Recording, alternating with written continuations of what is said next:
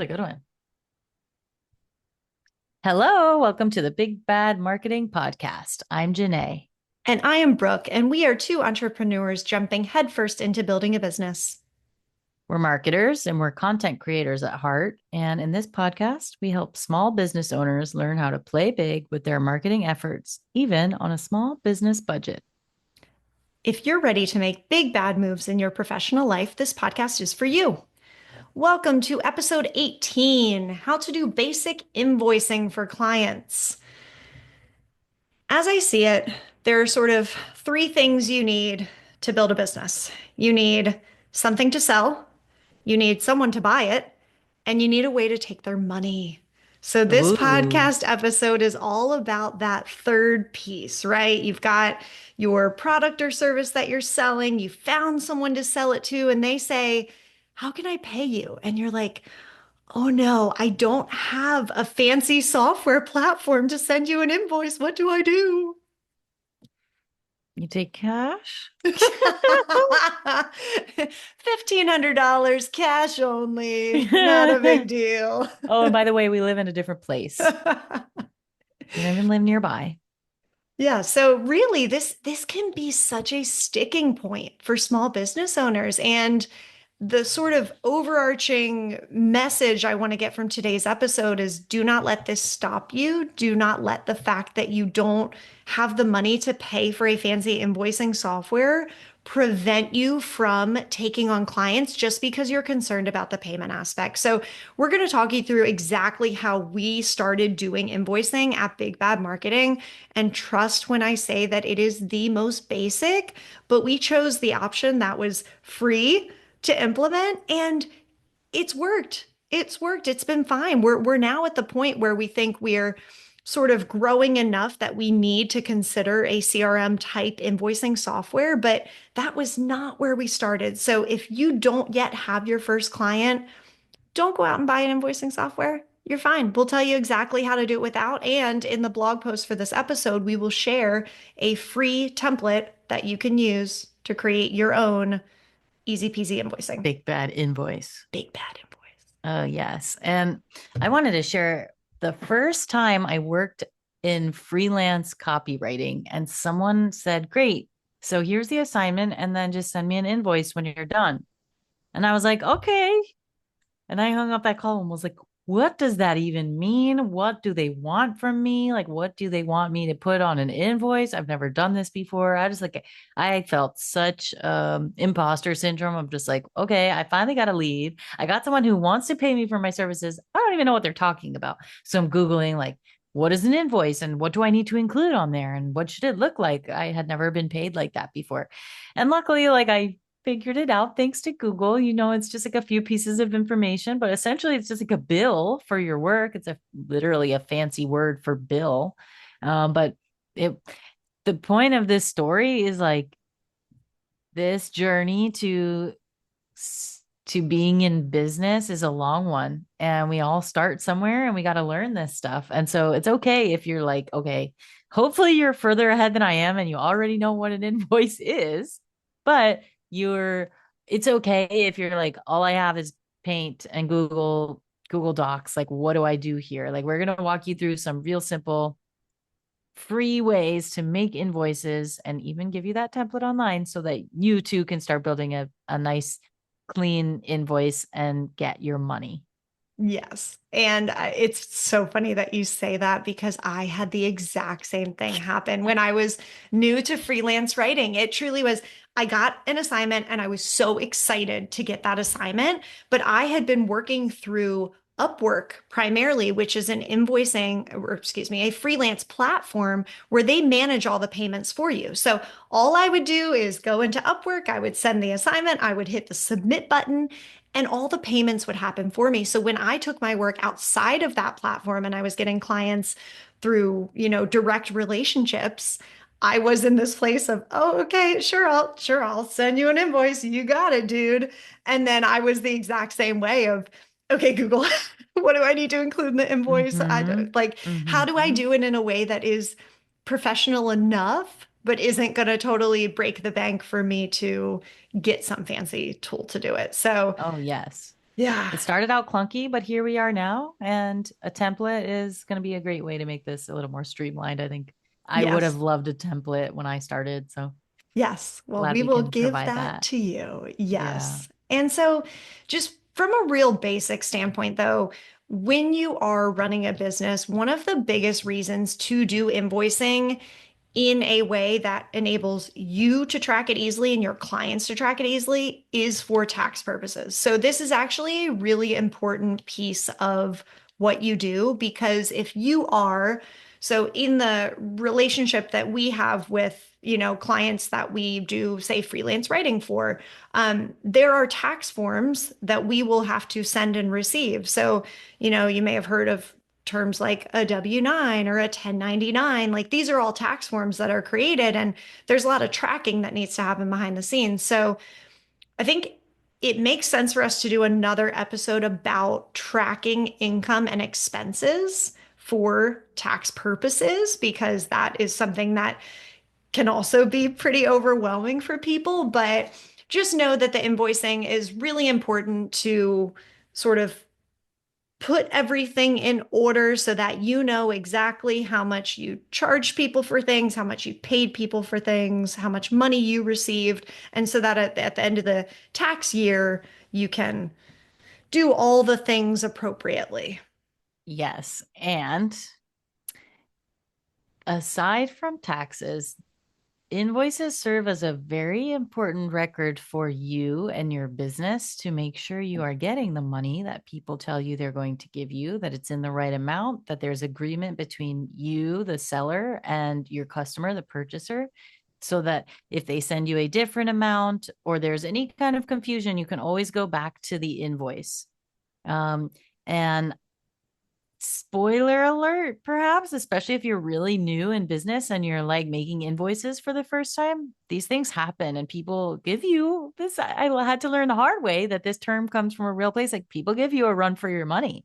So that record, digital, printed out, however you want to do it, both, like it is going to behoove everybody involved to have that and make sure it's always, written down and agreed upon and there's no surprises. And then it it is necessary for you to uphold the integrity of your invoice just the same way that you're expecting your customer to pay it on time and in full, et cetera, whatever the stipulations are. But it is a really important record document aside from just taxes. Like you're going to want that. Yes, absolutely. Get everything in writing if you're not already doing that. So Mm. Spit and probably handshake does not work. not in this world. So the invoice, yeah, that's such a great point. It's really important so that you can circle back to the clients as needed and say, "Hey, by the way, still waiting for payment on this invoice because I did this thing and we agreed you were going to pay me this amount and I sent it to you on this date." So let's get into some of the specifics of what to include in an invoice, and then we can talk through how to create one. Okay. Important information for every single invoice. You will always want to include the client's contact information and your contact information. So even though you are likely going to be sharing these digitally, just picture like you're going to put it in the mailbox, right? So put the client's address, name, business name, put your name, business name, address, potentially phone number if you want to include it, but make sure that that contact information is clear so you know exactly who that invoice is meant to go to and who is sending it. You'll also want to include an invoice number. So that is going to be useful for your own tracking and for referencing it with the client. If, say, you needed to follow up and say, "Hey, I didn't get paid for invoice 77. Where is that payment?" It just makes that back and forth a lot easier. Mm-hmm. Dating the invoice is going to be particularly important. You'll always want to date that invoice on the day that you're sending it. So if you have an assignment due on March 1st and you are planning to submit that assignment on March 1st, you can date your invoice March 1st. That date is going to be different from the due date for your invoice. So there are a number of different ways that you can calculate the due date. Maybe it's something that you agreed upon with the client when you first established your contract and said, "Hey, when I send you an invoice, I'm going to need payment within 7 days, 30 days, whatever it is." Net 30 is a really common way to invoice clients, meaning from the day that you receive this invoice, you have 30 days to pay me. So if you Google net 30, net 60, net 90, you'll kind of see these different options. So you can literally just put on your invoice net 30, or you can just put a date that's 30 days from your invoice creation date. So on that piece, I find it's really interesting. I've worked with so many different companies, and often it's the company I am selling my services to that imposes on me how long they are going to pay me in. So it really depends on your industry and your product or service. So this is all a lot of writing and content marketing, things like that. But typically I'll send them an invoice and they have already established and let me know in advance, which is a big part of this. Like, be clear of the terms. But hey, we receive invoices and then we don't pay for 60 days until after the invoice is received. So don't expect to be paid before that. And then I have also, and this is like the unicorns of the clients that I've worked with. I've also worked with people who do net zero, and they receive the invoice and they pay me that day. So it's really going to be between you two to work out what's going to make sense. But some places already have a system that it's like a huge business and they're not going to change the system just because one of their vendors, you, is like, I need my payment tomorrow because I want to buy these new shoes. They're really cute. And they're going to sell them out, like whatever it is. Right. But it's just, I'm really glad this is on here. This is a really important piece. Yeah, those payment terms are critical, and just have the conversation, especially if you're working with an established business. They've done this all before. They might have teams of people that manage the invoicing for them. And keep in mind too, larger businesses are likely going to be slower to pay because there is Mm-hmm. some red tape and they have to go through approval processes and they have to assign project codes, and there is a lot that has to happen before they can actually issue the payment. And it's probably three teams away from the person that you're working with. Sure. Or it is also sometimes an outsourced service that is doing the accounts payable. So paying these kinds of invoices for the company you work for. They might have hired a different firm to handle those payments.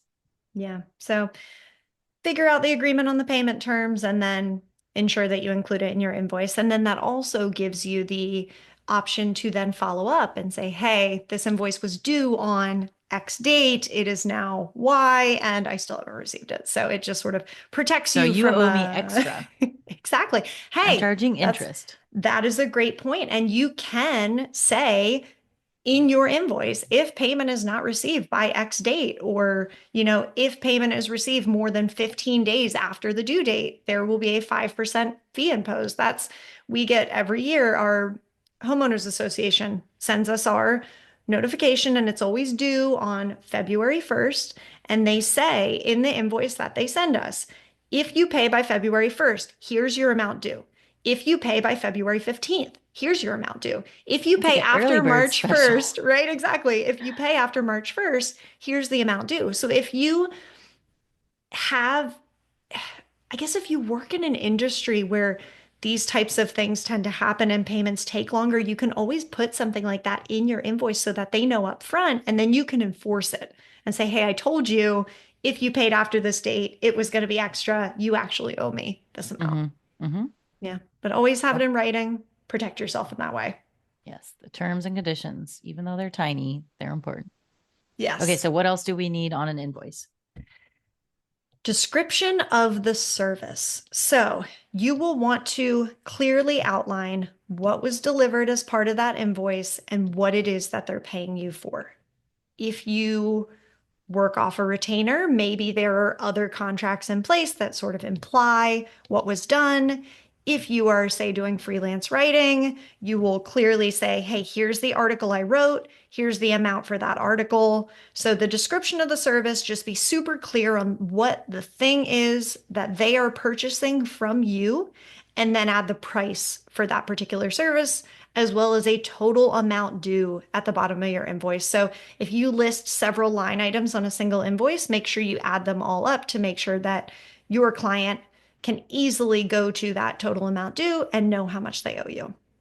Okay. And a quick note on that is there could also be disparity because of the way that you choose. And again, this is going to be between you and your the person you are doing business with or the company, but are you charging taxes? Are you adding different fees, service fees, delivery fees, whatever it is, shipping, whatever your product or service is, all of these are going to depend. So if the product and the description of your service and then the price is $50, but suddenly the total price and the total amount due are 75 because there's a $25 shipping fee, right? It's a really important piece to include what the point of all of these extra services or charges are. So it's clear.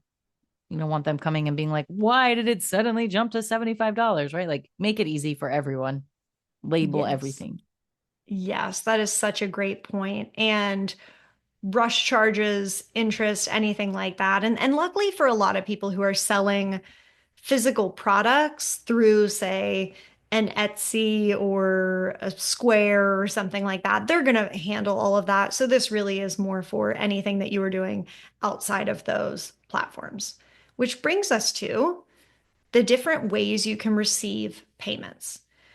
When you're starting out, we always say use all the free things first. Don't get yourself into any monthly or annual subscriptions for software services until you have to. There is Don't do no it. need to, don't do it. It just doesn't There's make almost sense. nothing you need until you're already actively generating money and you've gotten so big that you can't keep up with it without the support of these tools that you pay for. But in the beginning, no. Exactly. So, Janae, what are some of those free services that we use to accept payments that anyone can use? Sure. So PayPal is a really big one. It's one I've used for a long time.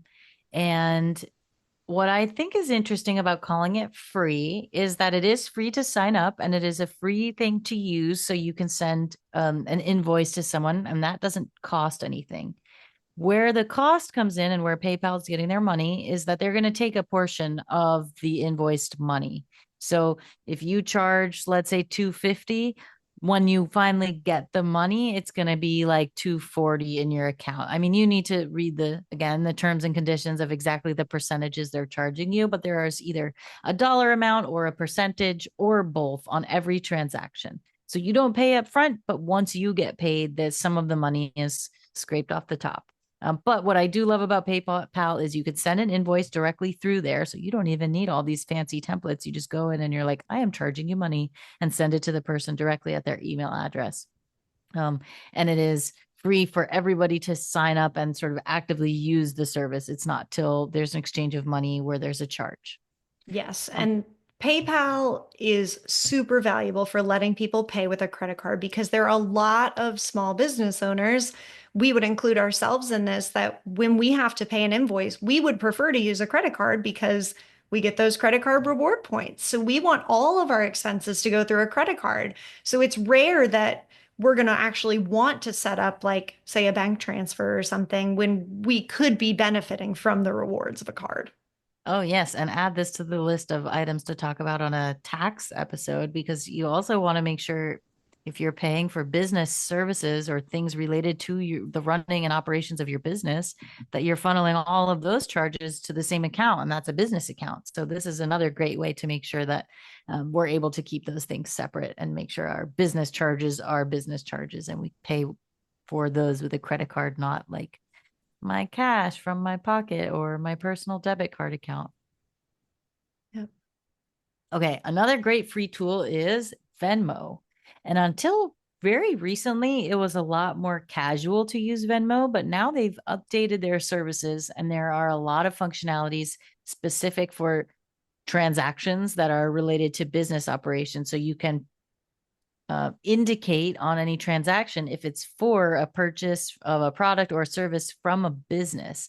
And the account is free. And from what I understand, there are still no additional service fees for anyone when you're doing a business transaction. Now, that might change. And there are certain tax implications when you use Venmos and PayPal as well. Like they will provide you with different tax forms at the end of any business year.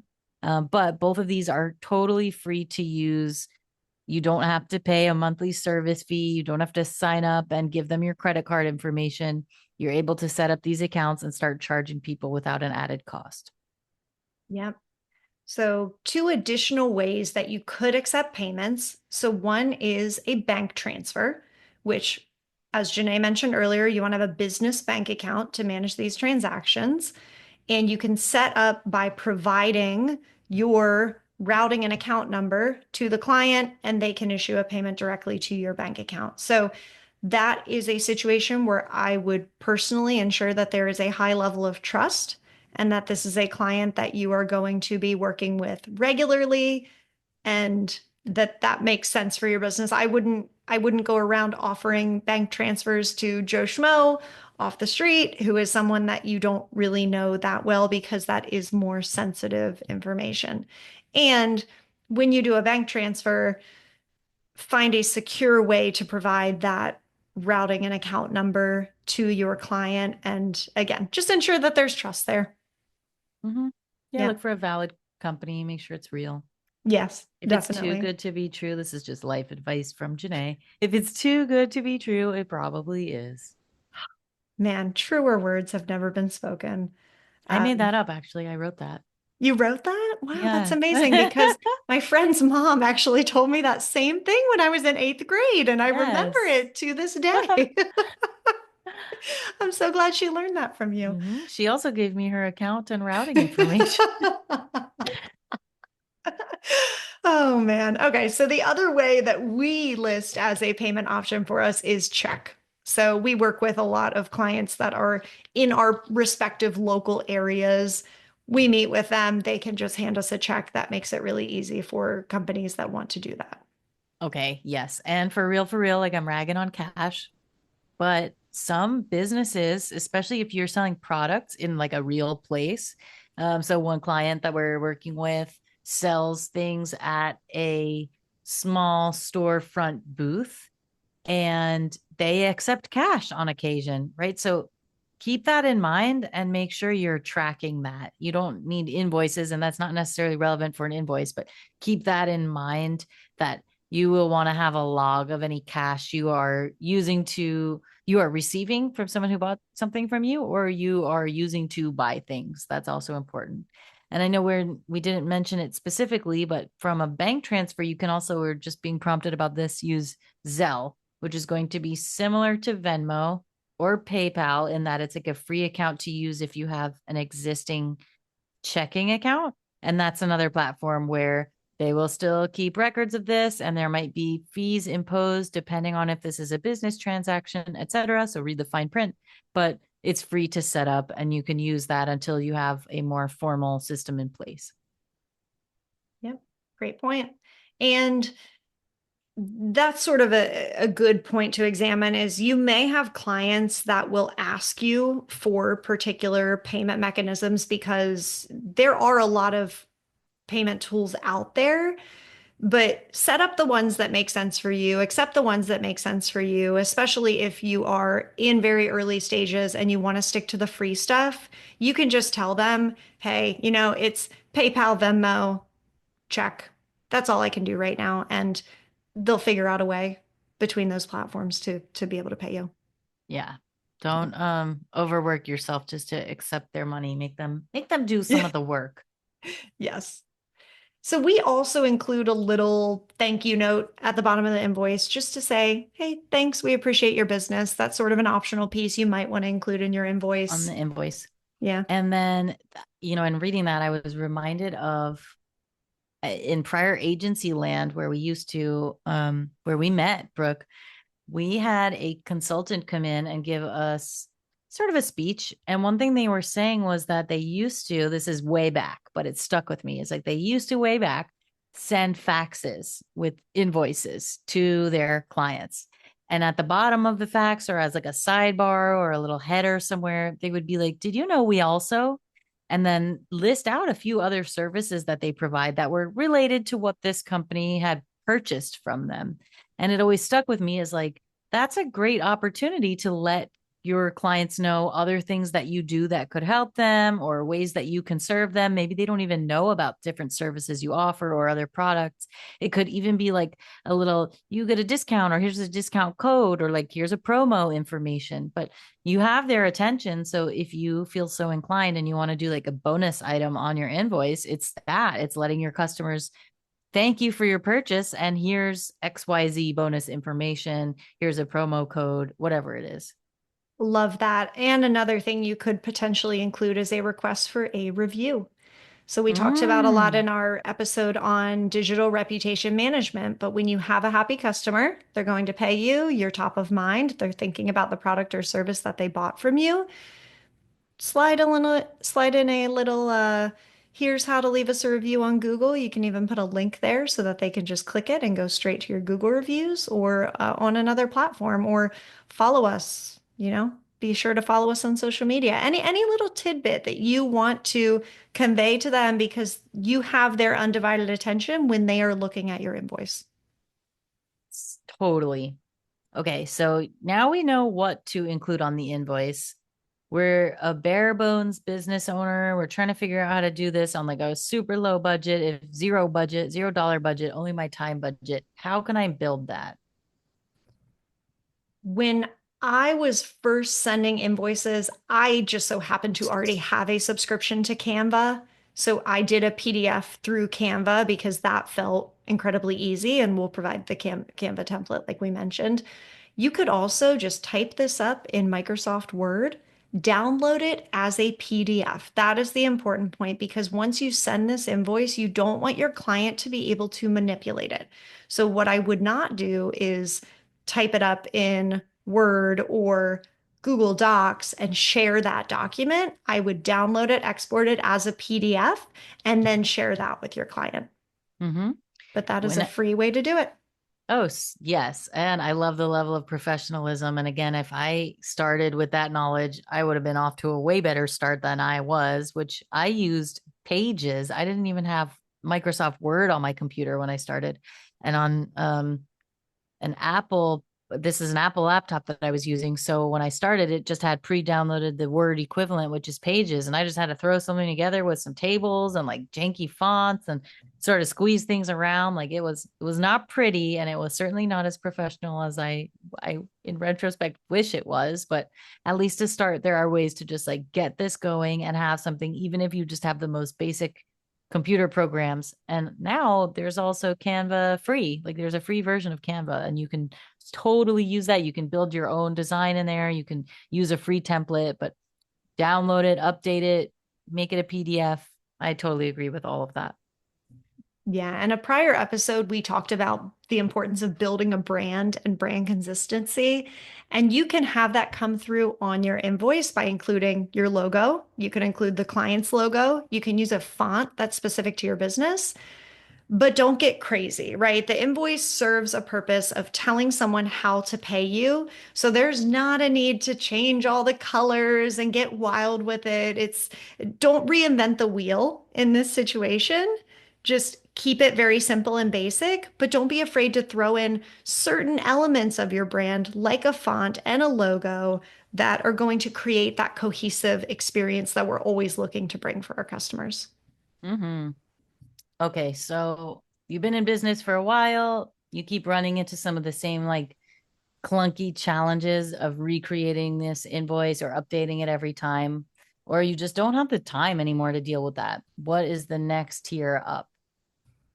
A CRM tool, which stands for Customer Relationship Management, could be a great option. That's going to enable you to even do more than send invoices. It's going to let you create contracts, accept payments through the platform. And if you need to do all those things, something like Honeybook is a super popular CRM for accepting digital payments. But again, this can be a pricier option, especially if you're a newer business that doesn't yet have revenue. So, in preparation for this episode, Honeybook's lowest tier was running about $29 a month or roughly $350 a year. So, if that's in the budget for you and you're growing and you've got enough clients to support that, by all means, go for something like that. If you need to accept physical credit card payments. If you have a storefront, you might look at something like Square's point of sale tools. But keep in mind that's kind of similar to PayPal. You're going to pay processing fees on something like Square. If you want sort of full service accounting software, something like QuickBooks or FreshBooks might be worth considering if you are at that stage where you're kind of going beyond the spreadsheet management for income and expenses and you need a little bit more. But again, this is going to run somewhere between 400 and 500-ish dollars a year, probably. So really make sure that you have the revenue and the recurring customers to support that before you hop into a subscription. Sure. And once you do sign up for these and or while you're in the consideration of it, there are so many functionalities in any of these platforms. So you might be hesitant to sign up and listen to us. We're saying use all the free stuff for as long as you can. That's definitely our ideal. But if you're considering one of these, check out all of the different functionalities. And if they serve you, then it's like a bang for your buck because not only now are you getting the invoicing service, but you also have all of these other tools, which could be a really big positive impact on your overall business operations, making your life way easier. Yes, always looking for opportunities to sort of consolidate the things that you are doing. So if there is one tool that could serve the various needs, that's definitely something worth considering. Mm-hmm.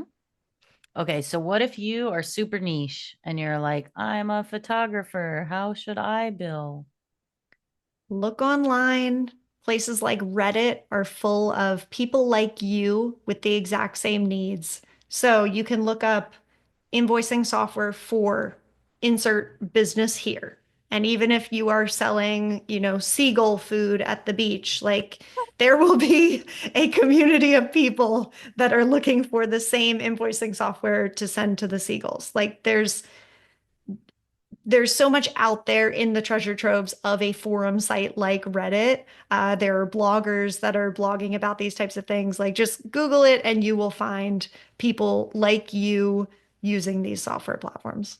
Yeah, ask around, ask your network, ask people on the internet, call different businesses who do what you do and ask. Generally speaking, I think if you're getting a call because people want to know how, your business is doing great, how can I be like yours? What are you doing for this? I think people are like flattered by that and they would love to share their information. So I say it's like a more the merrier of networking and being like, hey, I love the way you're doing it. So I'm sure many people would be happy to share their invoicing secrets with you.